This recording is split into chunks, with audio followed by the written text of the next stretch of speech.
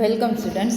અત્યાર સુધી આપણે ગવર્મેન્ટ યુટિલિટીમાં તમારું યુનિટ નંબર 3 કે જે રોકાણોના હિસાબો છે તેના દાખલા જોતા હતા. તેમાં અત્યાર સુધી આપણે પહેલાં સિમ્પલ સમ જોયા, પછી ખાલી વ્યાજવાળા અને ફીફો પદ્ધતિથી સ્ટોક હોય તેવા, અને પછી દલાલીવાળો એક ટોપિક એડ થયો હતો. ગયા લેક્ચરમાં આપણે એક એવો સમ જોયો હતો ને એવો જ સમ મેં તમને એક હોમવર્કમાં આપ્યો હતો.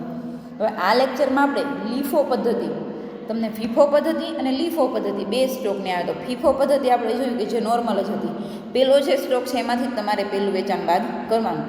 આ લીફો પદ્ધતિ એટલે કે લાસ્ટ ઇન ફર્સ્ટ આઉટ, એટલે કે છેલ્લે જ તે તમે જે ખરીદી કરો છો એમાંથી તમારે પહેલું વેચાણ બાદ કરવાનું હોય, અને લીફો પદ્ધતિ કહેવાય.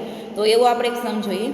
એવરગ્રીન ઇન્વેસ્ટમેન્ટ કંપની લિમિટેડ પાસે તારીખ 1/1/11 રોજ 80,000ની 6% સરકારી લોન હતી. કેટલાની છે? તો કે 80,000ની 6%. કઈ તારીખે છે? 1/1/11 રોજ. જેની ચોપડે કિંમત કેટલી છે? 82,000. વ્યાજ દર વર્ષે 31 માર્ચ અને 30મી સપ્ટેમ્બર. જો વર્ષ શરૂ થાય 1/1, વ્યાજ 31/3 અને છેલ્લું વ્યાજ 30/9. હવે છેલ્લું વ્યાજ 30/9 હોય અગાઉના વર્ષે, અને આપણું વર્ષ 1/1 શરૂ થાય તો 10, 11 ને 12 3 મહિનામાં ચડેલું વ્યાજ આવશે. ખરીદ વેચાણના વ્યવહાર પર 1% દલાલી ગણવાની છે. દલાલી ખરીદીમાં પ્લસ થાય, વેચાણમાંથી માઇનસ થાય, અને દલાલી આપણે ત્રિરાશી મૂકીને જે પડતર કિંમત ગોતીએ છીએ તેના પર ગણવાની. 31/12/11 રોજ સેજ લોનનો બજાર ભાવ 99 હતો. તો આ ક્યાં કામ લાગશે? તો કે સ્ટોક ગણતી વખતે. સ્ટોક આપણે બે પદ્ધતિ ગણશું, લીફો અને બજાર ભાવ પ્રમાણે. બંનેમાંથી જે ઓછું આવશે એ આપણે કન્સિડર કરશું. તો નીચેના વ્યવહારો પરથી એવરગ્રીન લિમિટેડના સરકારી લોનનું ખાતું તૈયાર કરો અને સ્ટોક લીફો પદ્ધતિથી ગણતરી કરો. હવે વ્યવહાર જોવામાં આપણે 5 આપેલા છે. પહેલી વ્યાજ સહિત ખરીદી, વ્યાજ બાદ વેચાણ, વ્યાજ સહિત વેચાણ, વ્યાજ બાદ ખરીદી અને વ્યાજ બાદ વેચાણ. નીચે પણ એને કીધું કે સ્ટોકની ગણતરી લીફો પદ્ધતિએ કરવાની છે. તો સૌથી પહેલાં તો આપણે ફોર્મેટ બનાવશું. એમાં તમારે હેડિંગ આપવાનું એવરગ્રીન ઇન્વેસ્ટમેન્ટ કંપની લિમિટેડનું 6%ની સરકારી લોનનું ખાતું, એવું હેડિંગ આપો છો. પછી ત્યાં આપણે વ્યાજની તારીખ લખી નાખતા હતા દર વખતે, આમાં એને લખવાની રહી ગઈ છે 31/3 અને 30/9.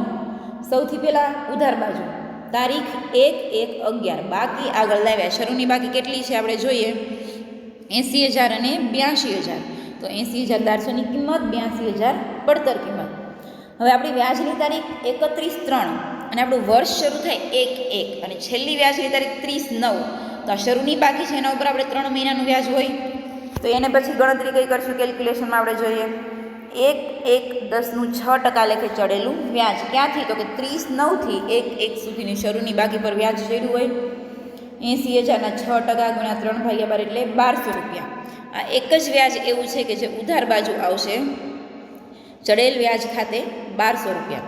એના પછી આપણે વ્યવહાર લઈશું 31/1/11નો 20,096 હવે આ ટકા છે એ તમારે રૂપિયા જ સમજવાના. આપણે કેમ 100 રૂપિયા સમજતા, ટકા હંમેશા 100 ગણાય, એટલે 96% એટલે 96 રૂપિયા જ સમજવાના. વ્યાજ સહિત ખરીદી, તો એનું કેલ્ક્યુલેશન થશે 31/1/12ની પડતર કિંમત. દાર્શનિક કિંમત 100 હોય ત્યારે પડતર કિંમત 96 છે. તો જ્યારે દાર્શનિક કિંમત કેટલી આપી છે? 15,000 કેવી કંઈક આપેલી, જોઈ લઈએ આપણે કેટલી આપી છે દાર્શનિક કિંમત. 20,000. દાર્શનિક કિંમત 20,000 હોય ત્યારે પડતર કિંમત કેટલી હોય? તો 19,200. અહીંયા એમણે 20,000 આપેલા છે અને લખવામાં થોડીક મિસ્ટેક થઈ ગઈ છે એટલે. હવે એમાં ખરીદી છે તો દલાલી શું થાય? પ્લસ થાય. તો 19,200નો 1% દલાલી 192 રૂપિયા એટલે કેટલા આવે? 19,392. હવે કેવો વ્યવહાર છે? વ્યાજ સહિત ખરીદી છે. વ્યાજ સહિત ખરીદી છે એટલે આપણે વ્યાજ બાદ કરશું 6% લેખે વ્યાજ. વ્યાજ હંમેશા 20,000 એટલે કે દાર્શનિક કિંમત પર ગણાય. 30/9 છેલ્લી વ્યાજની તારીખ અને 31/1 આપણે ખરીદી કરી. તો 9મો મહિનો પૂરો થશે એટલે 10મો, 11મો, 12મો અને પહેલો 4 મહિના થવાના. એટલે 20,000ના 6% ગુણ્યા 4/12 એટલે કેટલા આવે? 400. એટલે 18,992 આપણી પડતર કિંમત આવી અને દાર્શનિક કિંમત છે 20,000 અને વ્યાજના ખાનામાં વ્યાજ 400. તો અહીંયા જોવો લઈશું બેંક ખાતે વ્યાજ સહિત ખરીદી 20,000, 400, 18,992. એના પછી આપણે રકમમાં જોઈએ 28/2. તો જે આપણી વ્યાજની તારીખ 31/3 છે તો પહેલાં 28/2 વાળો વ્યવહાર આવે, વ્યાજ બાદ વેચાણ. એનું કેલ્ક્યુલેશન કરીએ. એનું કેલ્ક્યુલેશન આપણે જોઈએ. 28 2 11 100 છે ત્યારે 102 છે, તો 30,000નું વેચાણ હોય ત્યારે કેટલા હોય? 30,600. 30,600ના 1% લેખે દલાલી 306 શું થશે? માઇનસ થશે. માઇનસ થાય એટલે 30,294 આપણી પાસે આવે. હવે વ્યવહાર કેવો છે? વ્યાજ બાદ છે. વ્યાજ બાદ છે એટલે વ્યાજ આપણે ગણતરી કરવાની છે, પરંતુ તેમાંથી તમારે બાદ નહીં થાય, એટલે 30,294 જ આપણી પડતર કિંમત ગણાય. 6% લેખે વ્યાજ. 30,000ના 6% ને મહિના કેટલા થાય? 28 2 10 11 12 પહેલો અને બીજો 5 મહિનાનું વ્યાજ એટલે 750 રૂપિયા વ્યાજ. વ્યાજ બાદ નહીં થાય, કારણ કે વ્યાજ બાદનું વેચાણ છે. હવે આપણે આની અસર આપીએ. કઈ બાજુ? જમા બાજુ. 28 2 11 બેંક ખાતે વ્યાજ બાદ વેચાણ 30,750 અને 30,294. આના પછી 6 માસિક વ્યાજ આવશે. કેમ? એના પછીનો વ્યવહાર જુઓ, છેક 31/5નો છે. 31/5નો છે એટલે 6 માસિક વ્યાજ આવે. તો પહેલાં આપણે 6 માસિક વ્યાજનું કેલ્ક્યુલેશન કરી નાખીએ. 6 માસિક વ્યાજનું આપણે કેલ્ક્યુલેશન કરીએ છીએ ત્યારે અત્યાર સુધીની ખરીદીમાંથી અત્યાર સુધીનું વેચાણ બાદ કરવું. અત્યાર સુધી આપણે શરૂની બાકી 80,000, પહેલી ખરીદી 20,000 અને એમાંથી વેચાણ કેટલાનું બાદ થાય? 30,000. તો 80,000 વત્તા 20,000 એટલે 1 લાખ. 1 લાખ માઇનસ 30,000 એટલે 70,000. તો 70,000ના 6% ગુણ્યા 6 મહિનાનું વ્યાજ એટલે 6/12. કેટલું વ્યાજ આવશે? આપણે 2100 રૂપિયા વ્યાજ આવશે. તો હવે 2100 રૂપિયાની એન્ટ્રી ક્યાં થાય? જમા બાજુ. બેંક ખાતે 6 માસિક વ્યાજ 2100. હવે એના પછીનો વ્યવહાર આપણે જોઈએ. 31/5. તો 31/5નો વ્યવહાર છે એ લઈ લેશું. 31/5નો વ્યવહાર શું છે? વ્યાજ સહિત વેચાણ. 31/5 વ્યાજ સહિત વેચાણ. અહીંયા છે એનું કેલ્ક્યુલેશન. 100 હોય ત્યારે 110% આપેલા છે, તો 10,000 કેટલા? 11,000 આવ્યા. વેચાણ છે એટલે શું થાય? દલાલી માઇનસ થાય એટલે 10,890. વેચાણ કેવું છે? તો કે વ્યાજ સહિત છે, એટલે વ્યાજ સહિત હોય તો વ્યાજ શું થાય? બાદ થાય. છેલ્લી આપણી વ્યાજની તારીખ 31/3 6 માસિક વ્યાજ ગયું. આ વ્યવહાર છે 31/5નો, તો ત્રીજો પૂરો થઈ ગયો. ચોથો અને પાંચમો 2 મહિના આવશે. 10,000 ગુણ્યા 6/12, 100 ગુણ્યા 2/12 એટલે 100 રૂપિયા વ્યાજ આવે. 10,890 છે, એમાંથી 100 રૂપિયા બાદ થાય એટલે 10,790. વેચાણ છે એટલે આની એન્ટ્રી ક્યાં થાય? જમા બાજુ થાય. બેંક ખાતે 10,100 અને 10,790 ત્રણ એન્ટ્રી દેખાય અહીંયા. ક્યાં? એના પછીનો વ્યવહાર 15/9. વ્યાજની તારીખ છે 30/9. હવે આમાં જો 15/9 દીધો, આમાં આપણે કઈ રીતે મહિના કેલ્ક્યુલેટ કરશું એ હું તમને શીખવાડું. આમાં 15/9 છે અને ખરીદી છે. હવે એનું કેલ્ક્યુલેશન કરીએ. આ ત્રિરાશી મૂકવા તમને આવડે છે. 100 એ 95, તો 20,000ની ખરીદી કેટલા? 19,000 આવ્યા. 19,000 ને ખરીદીનો વ્યવહાર છે. દલાલી શું થાય? પ્લસ થાય. 19,000 ને 1% દલાલી પ્લસ એટલે 19,190. હવે 19,190 છે એ જ આપણું શું થશે? પડતર કિંમત થશે, કારણ કે વ્યાજ બાદ ખરીદી છે. હવે છેલ્લી વ્યાજની તારીખ 31/3 થી 15/9 એટલે ચોથો, પાંચમો, છઠ્ઠો, સાતમો, આઠમો અને નવમો અડધો એટલે કેટલા મહિના થયા? 5.5 થયા. 5.5 મહિના. તો તમારે અહીંયા 5.5 લેવાના. 20,000 ગુણ્યા 6% ગુણ્યા 5.5/12 550 રૂપિયા આપણું શું આવશે? વ્યાજ આવશે. એટલે આની એન્ટ્રી ક્યાં થાય? ઉધાર બાજુ. બેંક ખાતે વ્યાજ સહિત વ્યાજ બાદ ખરીદી 20,000ની પડતર કિંમત, 550 રૂપિયા વ્યાજ અને 19,190 પડતર કિંમત. એના પછીનો વ્યવહાર હવે જોઈએ. એના પછીનો વ્યવહાર છેલ્લો વ્યવહાર 1/12 છે. એ પહેલાં આપણી વ્યાજની તારીખ આવી જાય તો પહેલાં 6 માસિક વ્યાજ 30/9 વાળું ગણવું પડશે. 6 માસિક વ્યાજ 30/9 વાળું 31/3 થી અહીંયા 30/9 આવે ને 31/12 લખેલું છે ને ત્યાં 31/3 થી 30/9. હવે પહેલી 80,000ની ખરીદી, શરૂની બાકી પ્લસ 20,000ની ખરીદી પ્લસ છેલ્લી ખરીદી કેટલાની હતી? 20,000ની. એમાંથી માઇનસ ટોટલ વેચાણ. એક વેચાણ છે 30,000નું અને એક વેચાણ અહીંયા છેલ્લું આપણે જોયું કેટલાનું છે? 10,000નું. તો 40,000 બાદ થાય એટલે 80 વત્તા 40 એટલે 1,20,000. 1,20,000માંથી 40,000નું વેચાણ પાછું બાદ થાય એટલે આપણે આગળ કેટલા વધે? અલ્ટિમેટલી 80,000 વધે. 80,000 ઉપર આપણે વ્યાજ ગણવાનું છે 6 મહિનાનું, તો 2400 રૂપિયા વ્યાજ આવે. આ હું એટલે તમને ડીપલી નથી સમજાવતી કે એકની એક જ પ્રોસેસ છે, અને અત્યાર સુધી આપણે બધા દાખલામાં આ જ કરતા આવ્યા છીએ. બેંક ખાતે 6 માસિક વ્યાજ, જમા બાજુ એન્ટ્રી 2400 રૂપિયા. આના પછી હજી એક આપણો એક વ્યવહાર બાકી છે 1/12નો. 1/12/11 વ્યાજ બાદ વેચાણ કરી લઈએ. 1/12/11ની પડતર કિંમત, દાર્શનિક કિંમત, પડતર કિંમત 100 115, તો 20,000 કેટલા? 23,000 આવ્યા આપણી પાસે. 23,000નો 1% લેખે દલાલી 230, એટલે આવે 22,770. 22,770 એ જ આપણી પડતર કિંમત થશે, કારણ કે વ્યાજ બાદ વેચાણ છે.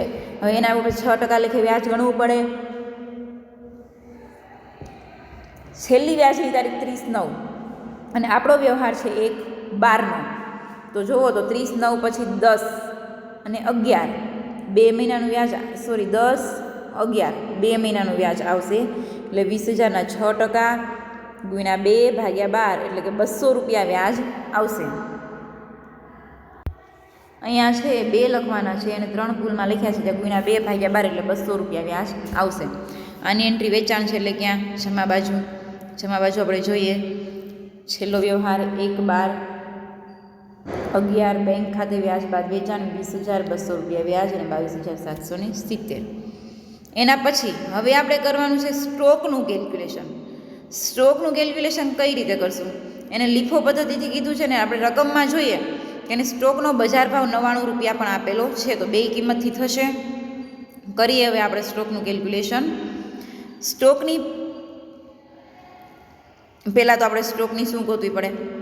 દાર્શનિક કિંમત. તો એ તો આપણને મોઢે મળી જાય કે 80,000 રૂપિયાનો શરૂની બાકી વત્તા એક ખરીદી 20,000ની, બીજી ખરીદી પણ 20,000ની, એમાંથી બધા વેચાણ બાદ થાય. એટલે આપણે બેઝિકલી આમાં જ ઓરલી કરી નાખીએ. રકમમાં જ તેની દાર્શનિક કિંમત શોધી લઈએ કે 80,000 શરૂની બાકી વત્તા 20,000 એટલે 1,00,000 રૂપિયાની ખરીદી, એમાંથી બીજી ખરીદી એટલે 1,20,000 ટોટલ આપણી પાસે આવ્યા. 1,20,000માંથી 30,000નું વેચાણ બાદ થાય એટલે 90,000, 20,000નું વેચાણ બાદ થાય એટલે 10,000નું વેચાણ બાદ થાય એટલે 70,000, 80,000 અને 20,000નું વેચાણ બાદ થાય એટલે આપણી પાસે વધે 60,000 રૂપિયા સ્ટોકની દાર્શનિક કિંમત વધશે. 60,000 રૂપિયા સ્ટોકની દાર્શનિક કિંમત વધે તો એ આપણે અહીંયા બાકી આગળ લઈ ગયા કરીને 60,000 રૂપિયા સ્ટોકની દાર્શનિક કિંમત લખી નાખવાની છે. પછી આગળ શું કરવાનું છે? તો કે સ્ટોકની દાર્શનિક કિંમત 60,000 રૂપિયા લખાઈ જાય પછી આગળ આપણે લીફો પદ્ધતિથી સ્ટોકનું કેલ્ક્યુલેશન કરવાનું છે. લીફો પદ્ધતિ એટલે તો કે લાસ્ટ ઇન ફર્સ્ટ આઉટ. હવે લીફો પદ્ધતિ હું તમને આમાં રકમમાં જ શીખવાડી દઉં કે કઈ રીતે તમારે કરવાનું. લીફો પદ્ધતિમાં જે છેલ્લી ખરીદી છે એનું તમારે પહેલાં કરવાનું છે, એટલે કે છેલ્લી ખરીદીનો ઉપયોગ સૌથી પહેલો કરવાનો રહેશે. તો ખરીદી છેલ્લી કઈ છે? 20,000ની, એમાંથી પહેલું વેચાણ બાદ કરવાનું. તો પહેલું વેચાણ આપણું કયું છે? 30,000નું છે. જોઈએ આપણે કે છેલ્લી ખરીદી છે 20,000ની, પહેલું વેચાણ 30,000નું. હજી આપણે વેચાણના 10,000 બાદ કરવાના બાકી રહી ગયા. તો એ આપણે ક્યાંથી કરશું? પહેલી ખરીદીમાંથી. તો હજી આપણી પાસે પહેલી ખરીદીના કેટલા વધ્યા? 10,000 વધ્યા. એટલે ટૂંકમાં તમારે આપણે ફીફોમાં જેમ ચત્તા હાલતા હતા એમ લીફોમાં તમારે ઊંધું હાલવાનું છે કે છેલ્લી ખરીદી છે એમાંથી પહેલી ખરીદી બાદ કરવાની. એટલે કે છેલ્લી ખરીદી છે 20,000ની છે, એમાંથી પહેલું વેચાણ 30,000નું બાદ થાય એટલે હજી આપણે વેચાણના 10,000 બાદ કરવાના રહે. તો હવે આપણી પાસે એક ખરીદી છેલ્લી પૂરી થઈ ગઈ, તો એની પહેલાંની ખરીદી 20,000ની છે, તો એમાંથી 10,000નું આ વેચાણ બાદ કર્યું તો હજી આપણી પાસે આ ખરીદીના 10,000 વધ્યા છે, તો એમાંથી આ બીજું 10નું વેચાણ બાદ થઈ જાય. એટલે ખરીદી પૂરી અને વેચાણ પણ પૂરું, આ 4 ખરીદી પણ અંદરો અંદર પૂરી થઈ જાય અને વેચાણ પણ પૂરું થઈ જાય. હજી એક આપણે છેલ્લું વેચાણ બાદ કરવાનું રહે, તો એ આપણે શેમાંથી કરશું? તો હવે આપણી પાસે ખાલી એક શરૂની બાકી જ વધી છે. તો શરૂની બાકી 80,000ની છે, તો એમાંથી આપણે વેચાણ બાદ કરીએ તો આપણી પાસે શરૂની બાકી કેટલાની વધે? 60,000ની વધે. ટૂંકમાં તમારે આમાં ઊંધું હાલવાનું છે કે પહેલાં છેલ્લું જે વેચાણ છે એ તમારે છેલ્લી ખરીદીમાંથી તમારે પહેલું વેચાણ બાદ કરવાનું. છેલ્લી ખરીદી 20,000ની, પહેલું વેચાણ 30,000નું, એટલે 20,000 જ બાદ થયા. હજી આપણે 10,000 ઘટે છે, તો એની પહેલાંની ખરીદી, તો એની પહેલાં તો બે વેચાણ છે, તો આ ખરીદી 20,000ની છે, એમાંથી આપણે 10,000નું વેચાણ બાદ કર્યું એટલે આપણી પાસે કેટલા વધ્યા? હજી 10,000 આ ખરીદીના બચાવ્યા. એ 10,000ને આપણે શું કરશું? તો કે આ બીજું વેચાણ છે એમાંથી બાદ કરી દેવાય. તો હજી છેલ્લું વેચાણ આપણે બાદ કરવાનું વધ્યું. છેલ્લું વેચાણ બાદ કરવાનું વધ્યું તો ખરીદી બે ઉપયોગ થઈ ગયો છે, તો હવે શરૂની બાકીનો ઉપયોગ કરશું એટલે 60,000 આવે. ટૂંકમાં જે છેલ્લી ખરીદી છે એમાંથી પહેલું વેચાણ બાદ કરવાનું. એવી રીતે તમારે ઊંધું હાલવાનું છે. પછી છેલ્લી ખરીદી પૂરી થઈ જાય એટલે એની પહેલાંની ખરીદીનો ઉપયોગ કરો. એ પૂરું થઈ જાય એટલે શરૂની બાકીનો ઉપયોગ કરો. હવે આપણે એની ત્રિરાશી મૂકીને કરીએ, કારણ કે 60,000 છે એ તો આપણી પાસે દાર્શનિક કિંમત આવી. તો ત્રિરાશી કઈ રીતે મૂકશું? તો કે 80,000 છે જ્યારે દાર્શનિક કિંમત આપણી પાસે 82,000 છે. તો 60,000 હોય ત્યારે કેટલી? તો કે 61,500. હવે આ બેયમાંથી જે ઓછું હોય એ આપણે ધ્યાનમાં લેવાનું છે. તો બજાર ભાવ ઓછો છે તો આપણે બજાર ભાવ છે અહીંયા 59,400 મૂકીશું. એટલે બાકી આગળ લઈ ગયા 59,400. હવે આના ઉપર આપણે 3 મહિનાનું વ્યાજ પણ ગણવું પડે, કારણ કે આપણી છેલ્લી વ્યાજની તારીખ હતી 30/9 અને આપણો વ્યવહાર પૂરો થાય છે 31/12. તો 60,000નું આ ત્રિમાસિક વ્યાજ 900 રૂપિયા, એટલે 3 મહિનાનું વ્યાજ પણ ગણી નાખ્યું. વ્યાજ ગણાઈ જાય પછી શું કરવાનું છે? તો કે બધા ટોટલ કરવાનું. દાર્શનિક કિંમતનો સેમ, વ્યાજ અને ડિવિડન્ડનો ટોટલ, અને પછી છેલ્લો ટોટલ. ટોટલ થઈ જાય એટલે તફાવત લખી નાખવાનું. ઉધાર બાજુ હોય તો નફો, જમા બાજુ હોય તો ખોટ, અને પછી બાકી આગળ લાવ્યા કરીને સ્ટોક અને ચડેલ વ્યાજ ખાતે. ટૂંકમાં આ સમમાં તમારે એટલું યાદ રાખવાનું છે કે ખરીદી છે વેચાણમાંથી માઇનસ થાય, અને દલાલી છે વેચાણમાંથી માઇનસ થાય, ખરીદીમાં પ્લસ થાય. પછી દલાલી છે હંમેશા પડતર કિંમત પર ગણાય, વ્યાજ છે હંમેશા દાર્શનિક કિંમત પર ગણાય. અને લીફો પદ્ધતિથી સ્ટોક કઈ રીતે ગણવો? મોસ્ટલી તમને એક્ઝામમાં ફીફો પદ્ધતિ જ પૂછાય છે, પરંતુ લીફોથી તમારે કઈ રીતે ગણવો એ ધ્યાન રાખવાનું છે. લીફો એટલે લાસ્ટ ઇન ફર્સ્ટ આઉટ, એટલે કે ઊંધું શરૂ કરવાનું. વેચાણ આપણે ચત્તું જ રાખવાનું છે, પણ ખરીદી આપણે ઊંધી શરૂ કરવાની, કે પહેલાં છેલ્લી ખરીદીનો ઉપયોગ કરવાનો, પછી એની પહેલાંની ખરીદીનો, અને પછી ઘટે તો શરૂની બાકીનો ઉપયોગ કરવાનો. તો આ દાખલો ખાસ સમજો ને આવતા વિડીયોમાં આપણે આનાથી પછીનો સમ જોઈશું. Thank you students.